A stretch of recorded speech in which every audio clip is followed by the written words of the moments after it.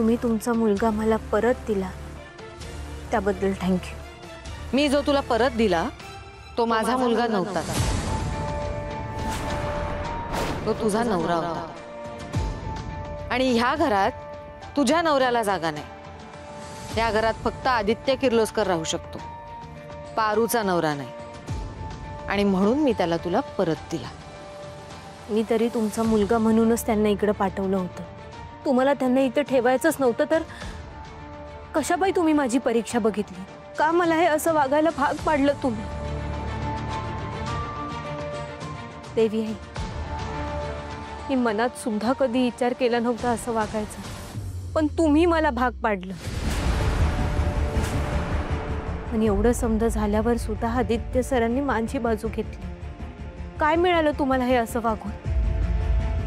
बोला ना देवी आई, तुम्ही का वागलात असं?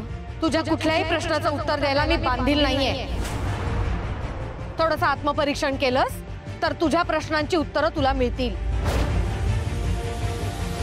आणि आता तू निघालीस तरी चालेल। आई,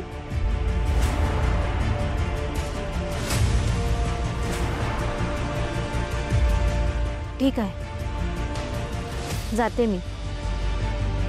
पण या घराची रीत आहे ना, घरात आलेल्या सवाष्ण स्त्रीला हळदी कुंकू लावल्याशिवाय पाठवायचं नाही।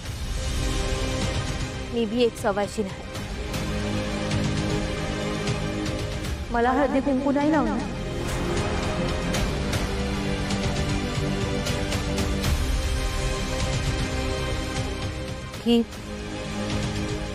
की किर्लोस्कर घरच्या रीती परंपरा बदलल्या जातात।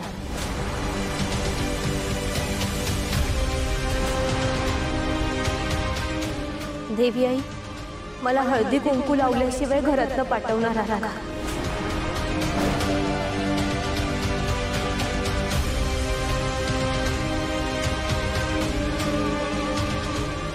प्रिया, पारूला हळद कुंकू लाव। आई, मी कसं हळद कुंकू लावू? माझा हात। शिबाई, मी या मोलकर्णीला हात नाही लावणार। माझ्याकडे तर बघू सुद्धा नका प्लीज।